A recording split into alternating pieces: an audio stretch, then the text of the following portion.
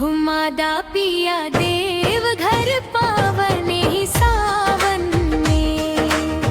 रख ले बरत बानी भोले के नामे ही सावन में। मन के सब अरमान सजेला पावने ही सावन में। हमके घुमादा पिया देव घर पावने ही सावन में। हमके घुमादा पिया देव घर पावने ही सावन में। के दौरे मन हो जावे निहाल। हमके घुमादा पिया देव घर पावने ही सावन में।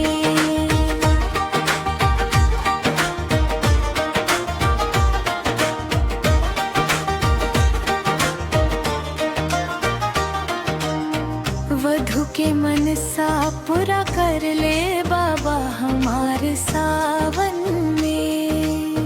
रख ले बरत बानी भोले के नामे ही सावन में। फूल लइके जल चढ़ाई मन से बोली हम।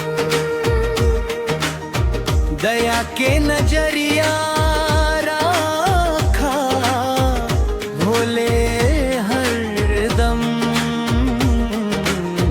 गलती भइल हो कवनो हमरा से भोले बाबा सावन में। क्षमा क दिहा हमके दिहा शीश बाबा सावन में। झुकल बानी हाथ जुड़ ले तो हेरे दुआरे।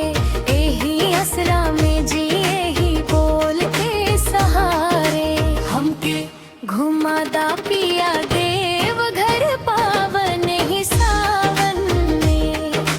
हमके घुमादा पिया देव घर पावन ही सावन में।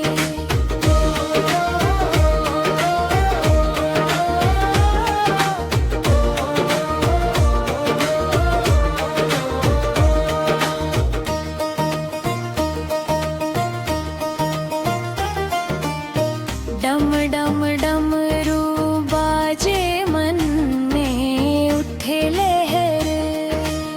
सिरिया पर कांवर आंखें भरल भइल असर।